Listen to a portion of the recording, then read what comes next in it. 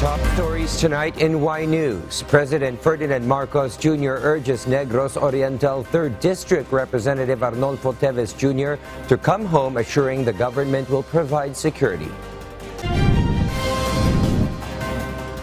The House of Representatives approves the 60-day suspension on Negros Oriental 3rd District Representative Arnolfo Teves Jr. A national security expert says removing the nuclear ban in the 1987 charter is unrealistic. And Japan's Prime Minister Fumio Kishida visits Ukraine to meet President Volodymyr Zelenskyy.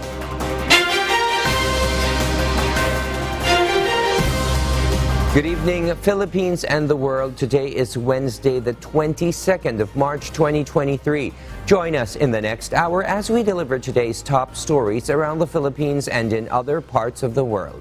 We are also seen in 1,935 satellite monitoring centers nationwide and via live streaming worldwide through the UNTV News and Rescue social media channels. I am William Theo. First in the news, President Ferdinand Marcos Jr. urged Negros Oriental 3rd District Representative Arnolfo Teves Jr. to return home to the Philippines as soon as possible to prevent his situation from worsening. Nel Maribohok reports. President Ferdinand Marcos Jr. said that the government has asked Negros Oriental 3rd District Representative Arnolfo Teves Jr. to return to the country to face allegations of his involvement in the killing of Negros Oriental Governor Force De Gamo. PBBM pointed out that the sooner Congressman Teves will come home and face the criminal ramps, the better for him, as he would have more available options for his defense. The only advice I can give to Kong Arnie is that habang tumatagal ito, mas nagiging mahirap ang sitwasyon mo. So, mas maaga kang makauwi, mas marami pang opsyon ang mangyayari. Pero pagka masyado nang late, wala na, mapipilitan ng gobyerno. We will have to move without any discussions with him. President Marcos Jr. also attempted to allay lawmakers' fears for his personal safety and told the Solon that the government would deploy all kinds of security to protect him upon his arrival in Manila. But anyway, if to reassure him, sabi, we'll provide all kinds of security kung anong gusto mo. Mayaman ka naman, may private jet ka naman eh. Maglanding ka kung saan mo gusto, papaligir sa isang army, sa Air Force Base.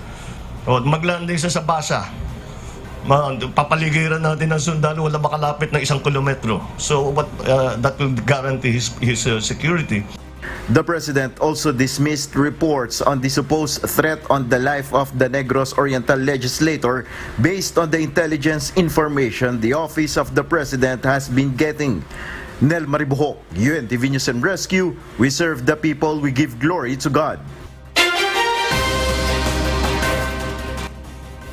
The House of Representatives has approved the 60-day suspension on Negros Oriental 3rd District Representative Arnolfo Teves Jr. Eileen Cerudo will tell us why. Based on the committee report 472 of the House Committee on Ethics and Privileges, Negros Oriental 3rd District Representative Arnolfo Teves Jr.'s refusal to return to the country constitutes disorderly behavior. With 292 votes in the affirmative, 0 in the negative, and no abstentions, the House of Representatives adopted the said committee report, imposing a 60-day suspension on Congressman Teves. The House Committee on Ethics has given the lawmaker 5 days to respond and explains his absence after his travel clearance expired on March 9. The committee also gave a 24-hour ultimatum for Congressman Teves to return to the country and report in Congress to fulfill his duties. According to Co-op NADCO Party List Representative and Ethics Committee Chair Filimon Espares, the continued defiance of Congressman Teves to comply led to the recommendation for a 60-day suspension. Meanwhile, Congressman Teves and his legal counsel has yet to comment on the House decision. Eileen Cerudo, UNTV News and Rescue. We serve the people, we give glory to God. The lawyer of Negros Oriental 3rd District Representative Arnolfo Teves Jr. said the Solon is still weighing things on whether to come back to the Philippines despite the call of President Marcos Jr. for him to return. Dante Ammento tells us why. Attorney Ferdinand Topacio, Negros Oriental 3rd District Representative Arnolfo Arnie Teves Jr.'s lawyer, said they respect the pronouncement of President Ferdinand Marcos Jr. that there is no threat to the life of the legislator. The chief executive also urges Teves to return to the country. But Attorney Topacio explained that based on the information they received, there is a grave threat for his client's life. We would rather err on the side of caution. Baka hindi siya privy sa ng intelligence. Topacio added not all information has reached to the president about his client's security. Yun naman ang risk ng lahat ng people on top, talagang may possibility na i-filter ang information. They have also divulged to House Speaker Martin Romualdez the alleged threat to Teves' life. But ultimately, it is for the legislator to decide whether he will return to the country. Meanwhile, Justice Secretary Crispin Rimulya stressed anew that Teves should stop his drama and face the accusations against him instead. Dante Ammento, UNTV, News and Rescue. We serve the people. We give glory to God. The Special Task Force De Gamo confirms that 5 more suspects in the De Gamo killing are now in the custody of the National Bureau of Investigation after they surrendered to the armed forces of the Philippines. Department of Justice Secretary Crispin Boying Rimulya said they believe that the 5 suspects have vital information that will help them unmask the mastermind of the crime. Lea Ilagan will tell us why. The Special Task Force or STF De Gamo confirms that 10 of the suspects in the killing of Negros Oriental Governor Roel De Gamo are now under the custody of the National Bureau of Investigation or NBI. 9 of the 10 suspects, including the recent 5 surrenderies, are all ex-army and have direct participation on the crime. Well, talagang direct na nandun. Talagang direct. The word direct is within that crime scene itself. Department of Justice or DOJ Secretary Crispin Rimulya confirms that someone helped the 5 suspects to hide from authorities. Itong last batch, they were able to extricate themselves from after the battle, after the operation, nakapag-safe house pa sila. Nakapunta pa sila sa ibang lugar at doon sila kinausap pa sa ibang lugar. Kaya merong tumulong sa kanila. The Secretary of Justice added they are still looking for the other 5 to 6 individuals who are accomplices in the crime. The STF De Gamo believe that they have an airtight case against the suspects. They also have evidences that will pin down the mastermind. Marami pa kami hawak na iba. Hindi lang namin pwede i-detail yan. At yung mga baril naman nahuli kagad, no hot pursuit. Marami kami nakuhang ibang ebidensya. Widow of the slain governor and Pamplona Mayor Janice De Gamo, on the other hand, expressed her gratitude to the national government for the effort in solving the slay case. Lea Ilagan, UNTV, News and Rescue. We serve the people. We give glory to God.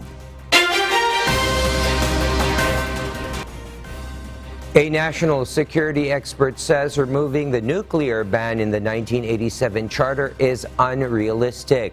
This after Chief Presidential Legal Counsel Juan Ponce Enrile in today's Senate hearing on charter change suggested to delete the provision in the Constitution banning the use of nuclear power in the country. Enrile believes it is high time for the country to push for nuclear use to beef up the country's defense capabilities and for alternative sources of power.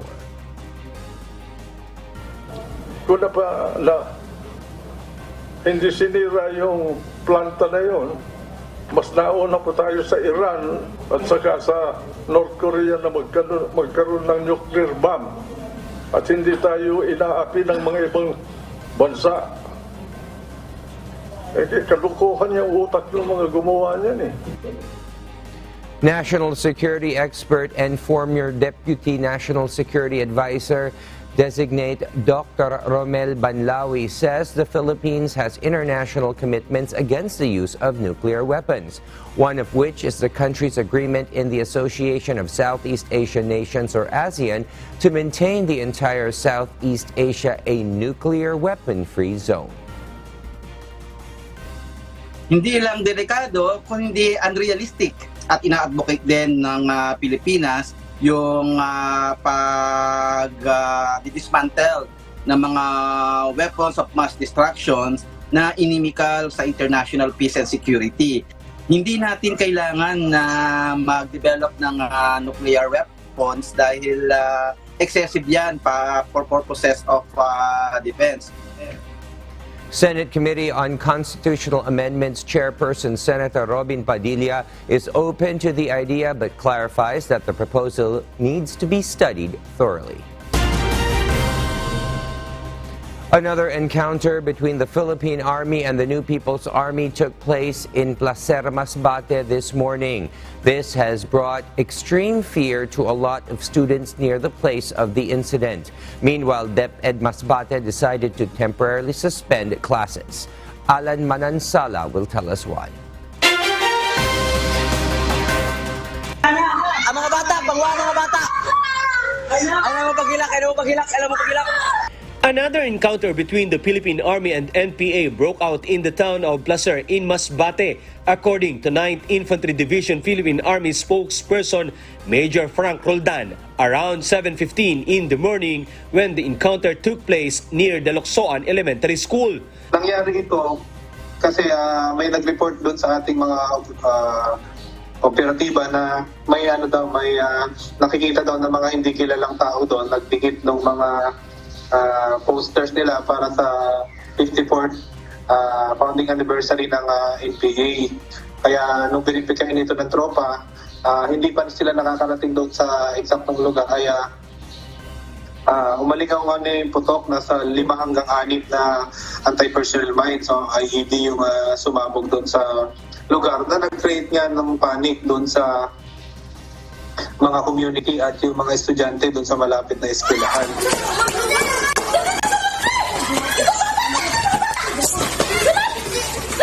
In the video captured by the some residents, the parents along with their children are seen running going towards a classroom to hide. Another video shown some men getting wounded and a woman losing consciousness because of the incident. Even though the 9th ID is still confirming if there are any casualty from the incident. May mga kumakalat sa social media, Sir Alan, na mga video na nagpapanik, pero as to yung natamaan, wala pa akong nakikita na video tungkol doon or na information tungkol doon.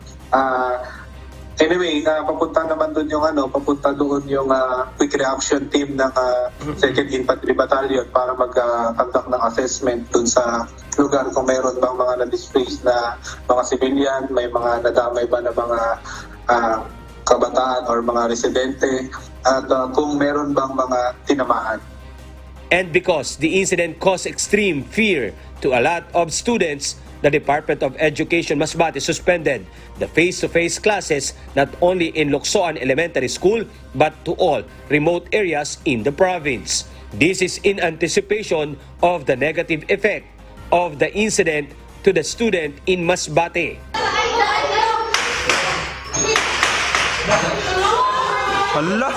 Previously, an encounter already took place in the nearby town of Placer, wherein it caused extreme trauma to the students of Villahermosa National High School.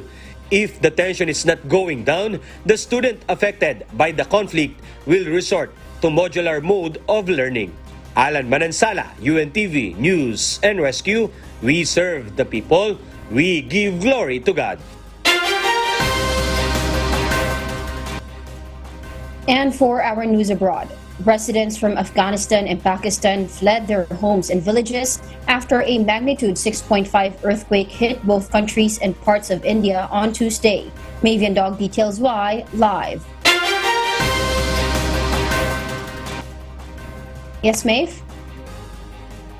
The powerful tremors from the magnitude 6.5 earthquake was felt across Afghanistan and Pakistan, killing at least 13 people and leaving hundreds injured.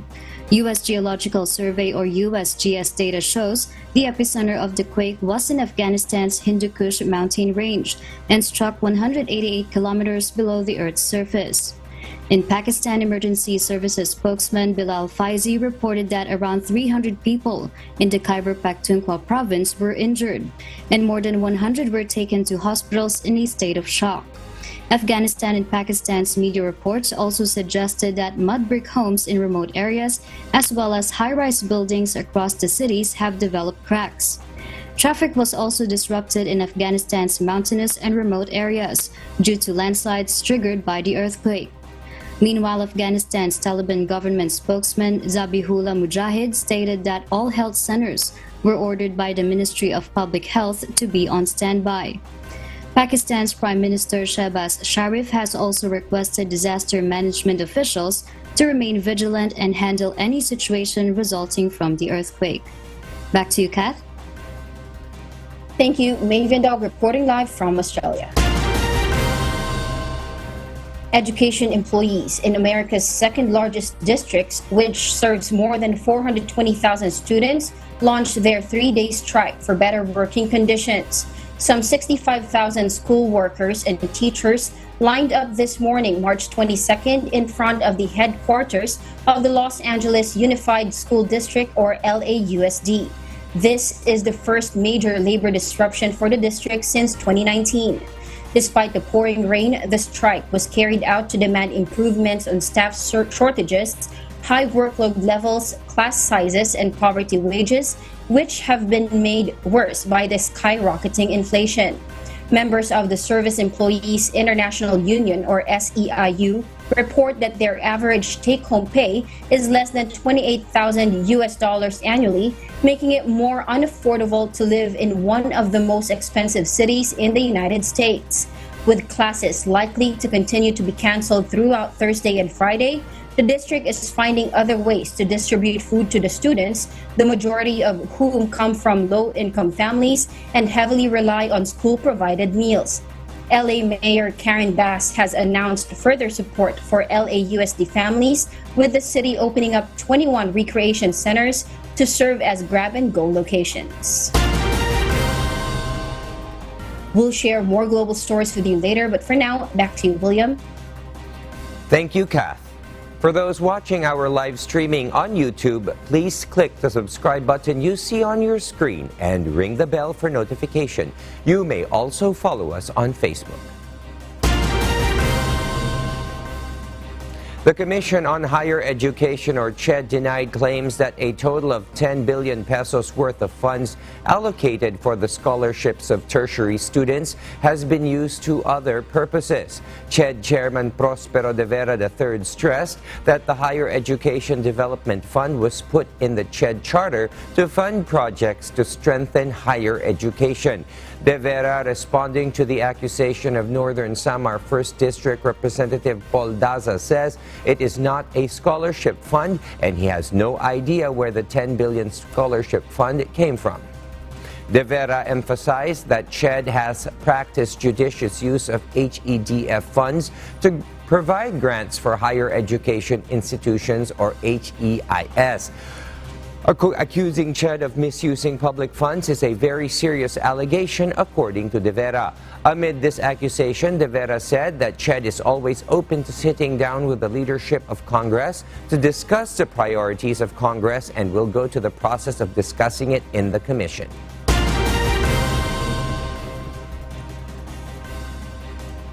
Meanwhile, the Land Transportation Office, or LTO, will impose price cap to technical driving course and practical driving course of private driving institutions starting April 15. Dante Ammento will tell us why. The Land Transportation Office, or LTO, came up with a price cap to TDC and PDC. Based on the maximum prescribed fee released by the LTO, TDC fee should not exceed up to 1,000 pesos. PDC for motorcycle course should not exceed 2,500 pesos, Light vehicles should not exceed 4,000 pesos and practical driving should not exceed 8,000 pesos. Based on the consultation from the technical working group of the LTO, some driving schools imposed a higher rate as they offered a package that included a higher model of vehicle for practical driving. LTO clarified that this is not a requirement of the department. Nabanggit po nila kung bakit po mataas yung mga fees nila ay yung mga ibang araw po SUV, yung mga biniling kotse. Ang LTO naman po, hindi po kami nagre-require na SUV po ang gamitin para po maturuan yung mga student drivers po natin. According to LTO, the new guidelines will take effect starting April 15. Private driving institutions which will be reported to still imposing higher rates than the price cap will face sanctions. 50,000 peso fine and 6 months suspension for first offense, 100,000 peso fine and 1 year suspension for second offense, while revocation of accreditation for third offense. Sa ngayon po, lahat po ng mga driving schools are obligated to comply with the maximum fee dahil isa po ito sa mga kondisyon na tinanggap po nila, isa po sa mga obligasyon na tinanggap po nila nung sila po ay nag-apply for an accreditation with LTO to operate a driving school. Dante, Ammento, UNTV, News and Rescue. We serve the people. We give glory to God.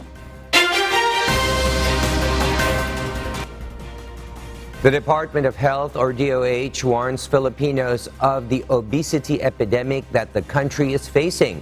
Health experts say lack of regular physical activity and unhealthy eating habits are among the reasons of such condition. Gladys Tuabi will tell us why. If someone is over 30 body mass index, this person is already considered obese. Regardless of the age, anyone can get this condition. To date, the Department of Health says 1 in 10 Filipino school-aged children are overweight. 1 in 10 Filipino adolescents are obese. 3 in 10 breastfeeding mothers and 4 in 10 adults are overweight. Dahil ngayon po, meron po tayong kumbaga parang kumakalat na epidemya ng obesity. Ito ay isang malaking issue na kinakaharap natin ngayon in terms of nutrition. Lack of regular physical activity and unhealthy eating habits are some of the factors causing obesity and may lead to heart disease, stroke, and cancer. Kasi may mga kaakibat na sakit na dapat ay maapo lang. Kumbaga, sa ngayon pa lang, no, kung medyo tumataba tayo, nandito sa stage pa lang na pupwede na natin itong ma-prevent na lumala. Ang ayaw nga natin, yung lumalala ng mga sakit, tulad ng sakit sa puso, yan yung number 1 killer sa Pilipinas. Hindi lang mga actual sa Pilipinas, kung hindi sa buong mundo. To address the situation, health experts remind the public to eat healthy food. Avoid processed foods such as instant food and fast food. Learn how to choose foods sa mga pagkain mo or mga pagkain ninyo. Yung mga food substitutions, learn how to do food substitutions. Gladys Tuabi, UNTV News and Rescue. We serve the people, we give glory to God. After a day since Chinese President Xi Jinping visited Russia, Japan's Prime Minister Fumio Kishida makes his visit to Ukraine to meet President Volodymyr Zelenskyy. Deputy Minister of Foreign Affairs Emin Japar said that the country is happy to welcome Kishida and extended their appreciation for Japan's strong support and contribution since the war against Russia began. According to Japan's Foreign Affairs, Kishida's visit was in response to Zelenskyy's invitation, in which they discussed a further $30 million financial aid towards Ukraine and the Ukrainian president's participation in the upcoming G7 summit in May in Hiroshima. Northeast Asia have been divided in terms of their support, with China backing Russia while Japan and South Korea supporting the US and G7 through financial and military support. In addition, Japan will continue to only provide aid financially following their restrictions on international arms sales. However, Kishida mentioned that he plans to invest $75 billion towards Indo-Pacific relations in response to China's increasing global reach. And those are the reasons behind the news in other parts of the globe. I'm Kat Maraos, live from Bangkok, Thailand. Good evening. The Department of Health is set to conduct supplemental immunization activity to children to prevent measles outbreak in the country. Gladys Tuabi will tell us why. With the onset of COVID-19 pandemic, vaccination against measles to children was also affected. Hence, children were at risk to be infected with such disease because of the lack of protection that vaccines could offer. Nagkaroon tayo ng malaking gap sa ating immunization coverage. Noon pong panahon na nagla-lockdown tayo, nung panahon na tumataas ang COVID-19 cases dito sa ating bansa, atin pong nagkaroon ng gap dito sa pagbabakuna ng ating mga kabataan. And because of that, nagkaroon tayo ng mga pool of susceptibles. That's what they call it. The Department of Health has traced increase of measles cases in the country. As of January 1 to March 4, 2023, DOH has recorded 164 cases, 531% higher compared to 26 cases recorded last year. Because of this, DOH is set to conduct supplemental immunization activity to address the situation. The DOH targets to vaccinate 11.1 million children aging 0 to 59 months old. Yung atin pong outbreak na sinasabi, na andyan pa rin yung posibilidad niyan. Because as we have said, it has been 2 years na nagkaroon tayo ng gap. So imagine niyo po yung 2 taon na nakaipon tayo ng mga bata na walang kahit na anong bakuna laban sa tigdas. They become the pool of susceptibles. Measles is an airborne disease and can easily infect children in crowded places and situations. Gladys Turabi, UNTV News and Rescue. We serve the people, we give glory to God. A health expert advised the public to put sunscreen and drink lots of water to avoid dehydration and skin diseases during the dry season. Bernadette Tinoy will tell us why. Charger and padlock vendor Wanorin Ali sets a schedule for his route to avoid the peak of heat. Siyempre, naka-long sleeve po ako. Mata lang nakikita, naka-sombrero, naka-helmet. Accountant Precious Del Rosario, on the other hand, put some sunscreen before proceeding to her daily makeup routine to avoid skin irritation. Before po mag-makeup, nag-sunscreen din po konti. Tapos yun po, lotion din kasi para hindi po maano yung skin. According to Weather Bureau, the declaration of the start of dry season has started since Tuesday, March 21. Health official Dr. Evelyn Cuevas advised the public to have continuous fluid intake to avoid dehydration and heat stroke, especially those who work outside. Yung mga nagtatrabaho talaga na nakabilad sa araw, hanggang maaari talaga kung nandun sila sa second floor, they have to have their mga baon o ng tubig na nandun na madali nilang makuha para makainom. Dr. Cuevas added that sunscreen will also help to avoid skin diseases, which are also timely during dry season. Bernadette Tinoy, UNTV News and Rescue. We serve the people, we give glory to God.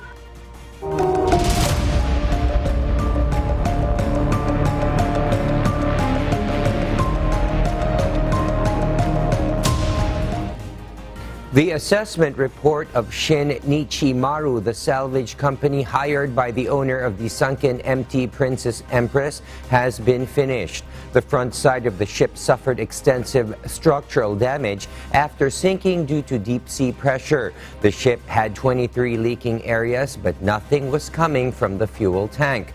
MT Princess Empress has 8 tanks in which 800,000 liters of industrial fuel oil are stored. All of its tanks have leaks, but tank 1 to 6 only leaks intermittently, which means the leaks are few and infrequent, while the 7th and 8th tanks have continuous but weak leakage. There are 3 solutions recommended by the salvaging team. These are bagging, patching, leak and hot topping, and pumping. Local government of Baguio promotes wearing of life vest when boating in Burnham Lake in Baguio City. Grace Flores will tell us why. Are you feeling hot due to hummy weather? Include Baguio City, the summer capital of the country, in your bucket list. Except for enjoying beautiful views in the city, you will also experience the cool breeze in the City of Pines. One of the main attractions in the city is Baguio Burnham Lake, where you can board a boat on the site. And because Baguio LGU's priority is the safety of the public and visitors in the area, Councilor Isabel Cosalan Jr. has created a bill that requires the wearing of a life vest when riding a boat in Burnham Lake. A proposed ordinance requiring the use of life vests when boating on Burnham Lake has been approved on first reading. Implement it and at the same time promote the awareness of safety first. Pumasa lang sa first reading siya. The ordinance is provided for concessionaires, operators, and passengers of water vehicles on Burnham Park Lake. Before boarding, all passengers must wear a life vest. Any passenger who refuses to wear a life vest will not be allowed to board the water vehicle. Una-una, yung safety nga ng mga tao, kay local or tourists, napansin kasi natin, wala namang life savers sa lugar. At lalo na sa mga bata, malalim din yun eh. Hindi nga nangyari, pero bakit hintayin mo pa ba na may mangyari? Some tourists are in favor of it. Para po sa akin, opo. Kasi hindi naman po natin masasabi kung magiging ayos po ba yung ating pagsasagwa o hindi po. Yes po, kasi kahit naman po kahit naman safe naman, at least po wala namang mawawala sa atin kahit magsuot tayo ng lifeguard. Passengers should avoid removing the life vest during the entire trip. Although boat operator Mang Dani is in favor of the proposed ordinance, most boat riders refuse to wear a life vest. The ordinance provides that life vests must be checked and registered during the renewal of permits to operate watercraft by owners and managers. The ordinance instructs the City Mayor's Office through the Public Order and Safety Division, the City Environment and Parks Management Office to implement the relevant provisions of the proposal, and violators should be arrested. Owners and managers of watercrafts violating the provision of the ordinance will be warned for the first violation in addition to the imposition of fine of 1,000 pesos.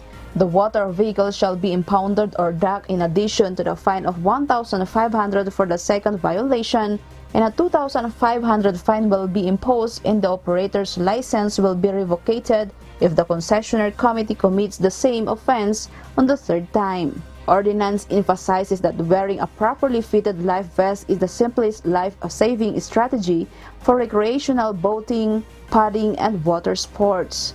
Grace Flores, UNTV News and Rescue. We serve the people, we give glory to God.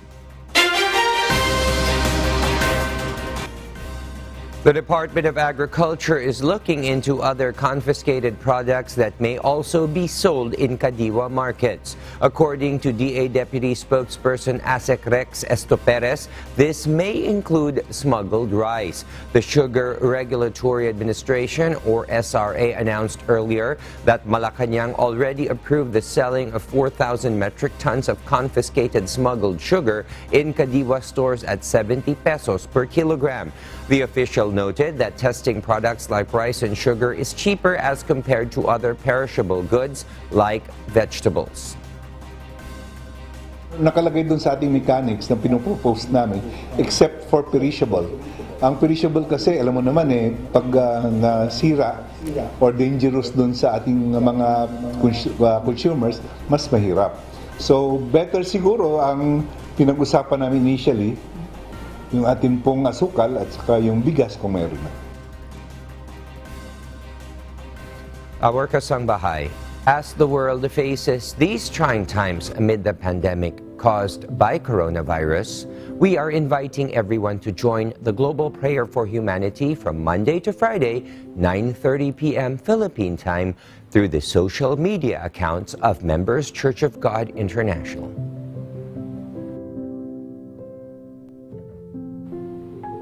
And before we close, we will leave you with a word giving glory to God from the book of John chapter 6, verse 44. It says, "No man can come to me except the Father, which hath sent me, draw him, and I will raise him up at the last day."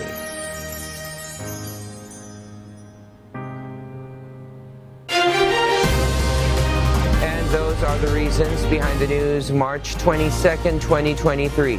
Reasons we deliver to you as they unfold. And because we need to know, we will always ask why. I am William Theo. We serve the people. We give glory to God.